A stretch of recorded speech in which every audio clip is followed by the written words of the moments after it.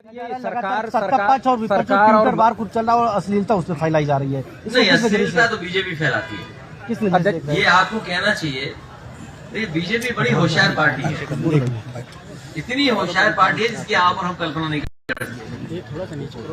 जनता इन्हें चाहती नहीं है, महंगाई का जवाब नहीं देना चाहते, बेरोजगारी का जवाब नहीं देना चाहते, और जब इसके जवाब खत्म हो जाते हैं तो ये महिलाओं से कुछ न कुछ ट्वीट करवाते हैं। और अगर कोई विरोध हम करें, उसका जवाब दे दें तो पुलिस को आगे कर देते हैं। जिस तरीके से पूरे उत्तर प्रदेश में ब्लॉक प्रमुखी, जिला पंचायत, विधान परिषद चुनाव लूटे गए थे, अगर आप विरोध करने गए होंगे तो आप पे मुकदमे लगवा दिए गए होंगे। इसी तरह ट्विटर पर आप लड़ रहे थे, लड़ते लड़ते लड़ते लड़ते सब सीमाएं लांघ गया, और जब उसमें भी आप हार गए तो आपने क्या इस्तेमाल किया? पुलिस को इस्तेमाल किया, एफआईआर का इस्तेमाल किया। आप पत्रकार साथी हैं, आप सब जानते हो, अगर थोड़ी खबर भी आप सच्ची दिखा दोगे तो हो सकता है एफआईआर का डर आपके अंदर ही पैदा कर दे। सर, सरकार ने दिया जल्दी आपके 2 प्रतिनिधिमंडल आए थे, 2 मामलों में, एक डी कमल का था, एक सोनू ढाबा का। क्या आपको बताया गया? देखिए, सोनू ढाबा के परिवार के लोगों से मैं मिला, वो समाजवादी परिवार है। इससे पहले भी हमारी पार्टी के लोग भी आए हैं, चाचा वो यहाँ होकर के गए हैं। सोनू ढाबा एक एग्जाम्पल है। ये बीजेपी चाहती है कि इनके भी नक्शे चेक हो जाएं। ये सोनू ढाबा इसलिए गिराया गया है, एक तो ये पावर का एहसास दिलाना चाहते हैं कि देखिए आप समाजवादी पार्टी के हैं, आपका ये तोड़ दिया जाएगा। और ये बताना चाहती है बीजेपी कि अगर हम गैर कानूनी तोड़ सकते हैं तो आपको भी अधिकार है आपकी सरकार में आना, गैर कानूनी तोड़ देना। अब सवाल ये आता है कि नक्शे कितनों के पास हैं। अगर रायबरेली में भी आप जांच करने निकल पड़े तो हो सकता है कि बहुत सारे लोगों के नक्शे पास नहीं होंगे, और जिन नियमों में पास होने चाहिए उन नियमों का भी उल्लंघन होगा। इसलिए बीजेपी चाहती है कि उनके लोगों के भी इसी तरह बुलडोजर चल जाए उनकी। सर, चुनाव को किस नजर से देखा जा रहा है? इसमें भारतीय जनता पार्टी उत्तर प्रदेश से साफ हो रही है।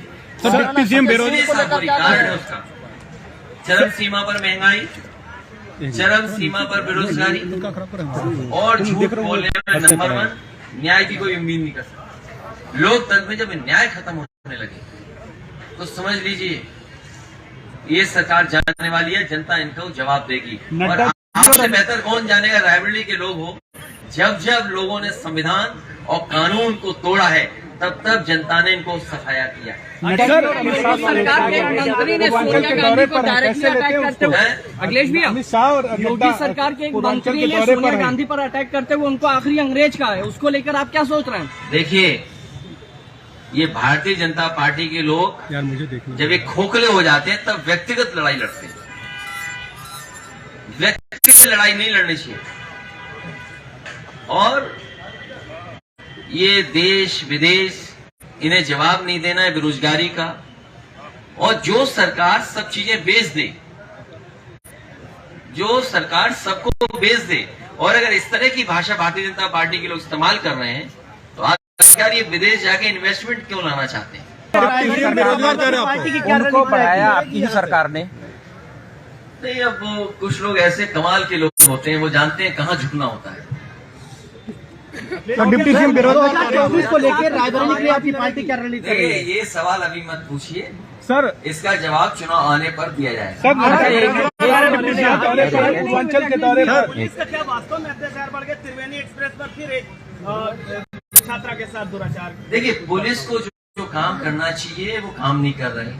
आपको याद है मुख्यमंत्री जी कहते थे कि मैं 12 बजे तक सोता हूँ, याद कीजिए। अभी मैं पुलिस हेडक्वार्टर गया था तो मुझे पता लगा कि मुख्यमंत्री जी हम लोगों के लिए नहीं कह रहे थे, वो अपनी पुलिस के लिए कहते थे कि पुलिस 12 बजे तक सोती है। पुलिस को जो काम करना चाहिए वो काम नहीं कर रही, उसके अलावा सब काम कर रही है। इतनी करप्ट पुलिस कभी नहीं हुई जितनी भारतीय जनता पार्टी की सरकार में करप्शन किस लेवल पे पहुंच गया। भारत जोड़ो यात्रा को किस नजर से देख रहे हैं आप? मैं उन्हें मुबारकबाद देता हूं यात्रा और लंबी चले। अखिलेश जी, कल प्रधानमंत्री ने हरी झंडी दिखाई है। टी शर्ट पहनने पे क्यों इतनी चर्चा हो रही है? हमने कभी नहीं की, हम किसी के पहनावे पे चर्चा नहीं करते। गंगा में जहाज चल गया सर, जहाँ वाराणसी में जो डिब्रूगढ़ तक चालू हुआ है वो प्रधानमंत्री 13 लाख रुपए का टिकट है उसका। देखिए ऐसा है, ये पत्रकार साथी एकदम सही सवाल पूछा। मैं जानता हूँ ये सच्चाई जानते हैं इसलिए सवाल पूछ रहे हैं। ये जो पानी का जहाज जो चल रहा है ये पिछले कई वर्षों से चल रहा है, ये नया नहीं है। मुझे तो किसी ने जानकारी दी है 17 साल से ये चल रहा है और केवल कुछ हिस्सा जोड़ दिया है, उसको कह रहे कि हमने शुरू किया। ये बीजेपी के लोग प्रचार करने में, झूठ बोलने में बहुत आगे हैं। और सुनने में यहाँ तक आया है कि जो पानी का जो जहाज है क्रूज, वो अकेला क्रूज नहीं है, उसमें कुछ और भी है, उसमें बार भी सुनने में आ रहा है। तो बताओ, माँ गंगा पर अभी तक हम लोग आरती सुनते थे, पूजा पाठ की चीजें सुनते थे। हम लोग कई बार वहां पर गए हैं, नाव में बैठे हैं, तो लोग समझाते हैं कि ये चीज करनी, ये चीज नहीं करनी, क्योंकि ये धार्मिक स्थान है। तो अब ये क्रूज में बाहर है कि नहीं पार है, ये तो बीजेपी वाले बता सकते हैं, हम तो गए नहीं। सर, आपकी केशव प्रसाद ने कहा सबसे ज्यादा अत्याचार समाजवादी ने किया। ये एक और जीत जाते हैं, हम लोग हार गए, कोई बात नहीं, अगली बार प्रयास किया जाएगा। केशव प्रसाद ने कहा सबसे अत्याचार समाजवादी ने किया। हरिशंकर राजभर उन्होंने कहा जूतों से मारेंगे, इसको लेकर वो बीजेपी की अच्छी भाषा है। केशव प्रसाद कई बार ऐसी भाषा इस्तेमाल करते हैं। केशव प्रसाद ने कहा सबसे अत्याचार समाजवादी पार्टी ने किया। सरकार कह रही है सबसे ज्यादा अत्याचार। अरे यार, 2024 में एक घोषणा कर रहे हैं कि जनवरी में हम श्री राम मंदिर बना देंगे, उसके बाद वो करेंगे, तो आप जाएंगे समाजवादी पार्टी? वो सुप्रीम कोर्ट से बन रहा है, मैंने कई बार जवाब दिया। अखिलेश सर, कई बार आपकी सरकार थी सर, अखिलेश सर, संजय सिंगला की 5 करोड़ की शॉपिंग कॉम्प्लेक्स आप गिरा दी गई है, तो ये बताते हुए कि वो अवैध बिल्डिंग थी। देखिए, ये बीजेपी वालों ने ये नई तरह की व्यवस्था शुरू की है, वैध अवैध।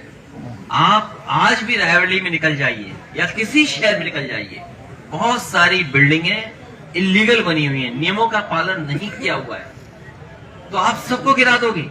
ये नई तरह की संस्कृति पैदा की है भारतीय जनता पार्टी ने, इसका बहुत बड़ा नुकसान होगा। केशव प्रसाद ने कहा समाजवादी पार्टी सबसे ज्यादा अत्याचार करती है। केशव प्रसाद ने कहा सबसे ज्यादा समाजवादी पार्टी अत्याचार करती है।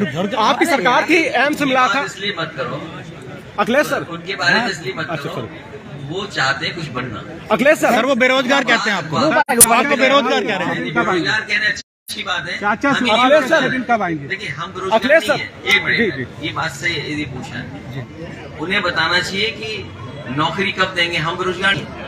उत्तर प्रदेश का जितना बेरोजगार है उसको आप गाली दे रहे हो, सरकार में रह करके आप गाली दे रहे हो। चाचा के अच्छे दिन कब आएंगे? चाचा के अच्छे दिन चाचा हमारे साथ हैं और संगठन में हमारे। क्या बना रहे हैं सर? आप उन्हें मुख्यमंत्री बना रहे थे, केशव मौर्य जी को, कुछ जवाब आया? उन पे एक विधायक नहीं, अब क्या बना दें।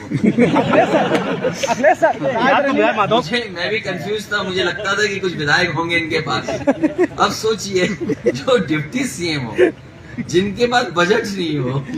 अभी कल परसों मुझे पता लगा, अखबार मैंने पढ़ा कि उसमें एक इन्होंने एम्बुलेंस खरीदी थी, गड्ढा भरने की एम्बुलेंस। सोच सकते हो आप, एक गड्ढा भरने की एम्बुलेंस खरीदी थी, वो एम्बुलेंस ही नहीं चल रही है जब वो पीडब्ल्यूडी मिनिस्टर थे। सोचिए कितने बजट के मालिक थे, और आज जिस विभाग में है उसका अपना कोई बजट नहीं है। तो बताइए, उनका प्रमोशन हुआ है या डिमोशन हुआ है? लेकिन वो उन्हें तो यही नहीं पता है कि स्टूल क्या होता है, कुर्सी क्या होती है।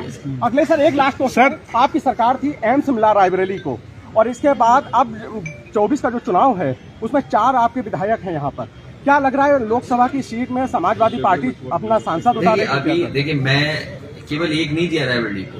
मुझे याद है कि जितने भी प्रस्ताव आए होंगे उस समय पर, चाहे सड़कें सेंट्रल रोड फंड के, सैनिक स्कूल के, केंद्रीय विद्यालय के, ये ड्राइविंग वाला जो बना हुआ इंस्टीट्यूट आपका, मोटर ट्रेनिंग इंस्टीट्यूट यूपी आपका, ये एम्स का, तमाम प्रस्ताव जो हम लोगों के थे, सड़क, बिजली के या सब स्टेशन के, सब प्रस्ताव हम लोगों ने माने थे और काम को आगे बढ़ाया था।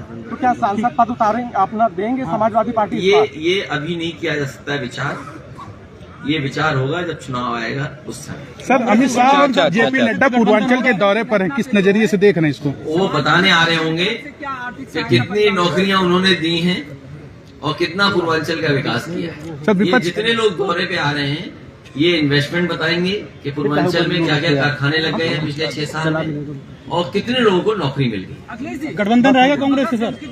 हालिया में हुई है उस पर जो 7 लोग आज हो गए हैं उस पर हाँ, एक और एक्सपेरिमेंट तरफ से क्या उनको कोई आर्थिक मदद या कुछ? देखिए मैं उन परिवारों से मिलूंगा भी और हमारी पार्टी के लोग लगातार उनके संपर्क में हैं। विधायक, जिलाध्यक्ष और संगठन के लोग उस गांव के में रहने वाले भी हैं। जो संभव मदद हो सकती वो हम लोग करेंगे और अभी मैं उनके गांव में भी जाऊंगा। सरकार से हमारी अपील है कि नियमों के अंदर उनकी मदद की जाए, ज्यादा से ज्यादा सांस्कृतिक विचार करके उनकी मदद पहुंचाए। सर, 24 में गठबंधन कांग्रेस से संभावना है? अभी कहाँ से गठबंधन की बात हो रही है? अभी चुनाव नहीं हो रहा है। सर, चाचा कल परसों मजबूत होंगे? कौन? चाचा शिवपाल जी पार्टी में सवाल पूछते हो। जब मैंने आपसे कहा कि वो हमारे साथ आ गए, संगठन में हमारे साथ होंगे। अभी कार्यकर्ता, आपके कार्यकर्ता कंफ्यूज है। ये भीड़ कोई कंफ्यूज नहीं, उसका परिणाम ही आता है। अरे प्रेस के लोग परेशान न हो, बीजेपी को परेशान होना है। चलिए, ठीक थैंक यू सर, धन्यवाद।